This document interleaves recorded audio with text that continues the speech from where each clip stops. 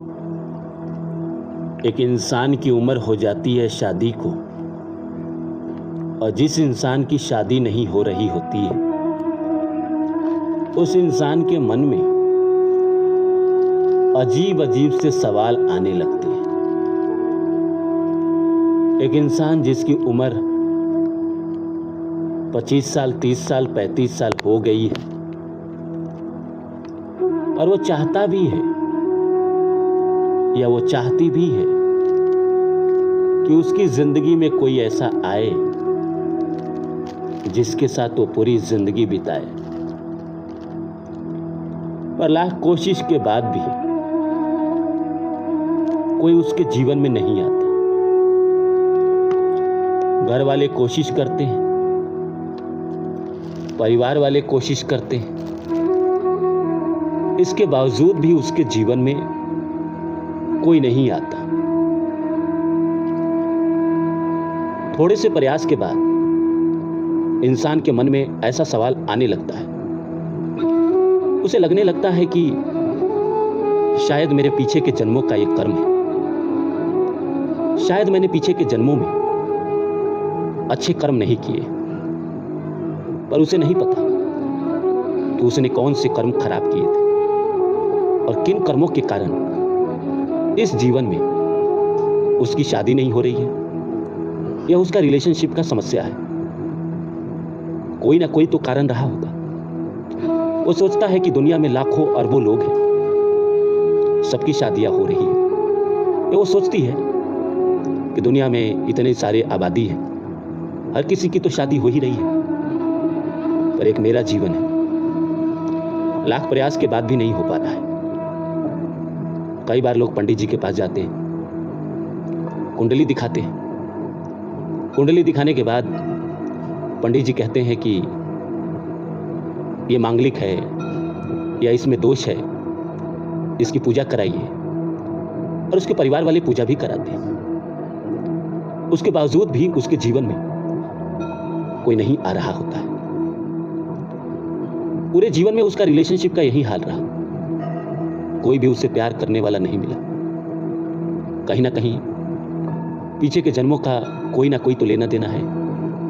आज के ज़माने में जहाँ हर किसी को प्यार करने वाला मिल जाता है, शादी से पहले हर किसी का 5-7 अफेयर हुआ करता है, ऐसे लोगों की ज़िंदगी में एक भी नहीं आते।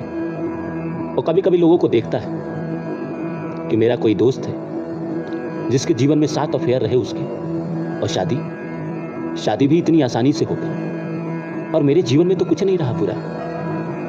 मैंने तो आज तक किसी की तरफ नजरें उठा के देखी नहीं या नजरें उठाकर देखा नहीं, या जब भी कभी कोशिश किया किसी को दिल से चाहा तो मिला ही नहीं। एक उम्र होने के बाद इंसान कहीं ना कहीं इस तरह की बातें सोचने लगता है। वो सोचने लगता है कि मेरी शादी क्या इस जन्म में होगी या पूरी जिंदगी मुझे अकेले जीना पड़ेगा। ऐसा विचार क्यों आता है? इसीलिए आता है ना कहीं प्रारब्ध के कुछ कर्म है जो आपका पीछा कर रहे हैं। ऐसा कौन सा कर्म है प्रारब्ध का जिसके कारण इतनी सारी परेशानी आ रही है, चाहे वो मेल हो चाहे फीमेल हो? आइए इसको समझते हैं। तो नमस्कार दोस्त, आप सभी जानते हैं कि मैं आपके लिए कहानी, कविता और मोटिवेशनल वीडियो लेकर आता हूँ। इसी श्रृंखला में आज लेकर आया हूँ, मेरी शादी इस जन्म में होगी या नहीं होगी, किन कर्मों के कारण लोगों की शादी नहीं होती इस जन्म में। तो आइए इस विषय को समझते हैं, समझिए। इससे पहले आप सभी से आग्रह है कि आप मेरे चैनल को सब्सक्राइब कर दें और जितना हो सके शेयर करें। दोस्तों, कई बार जब हमारे जीवन में हमारी उम्र हो जाती है और हमारी शादी नहीं हो रही होती है, तो कहीं ना कहीं हमें अंदर से एक बेचैनी हो रही होती है, क्योंकि हर कोई चाहता है कि उसके जीवन में एक लाइफ पार्टनर हो, एक अच्छा जीवन साथी हो, जिसके साथ वो अपने दिल की बात शेयर करे, उसके साथ जिए, उसके साथ हर चीज़ शेयर करे। क्योंकि इंसान जब अकेले जी रहा होता है और दुनियावी चीज़ों को देखता है या दूसरों को देखता है ऐसे जीते हुए, तो उसके मन में भी ऐसी लालसा कहीं ना कहीं आ ही जाती है।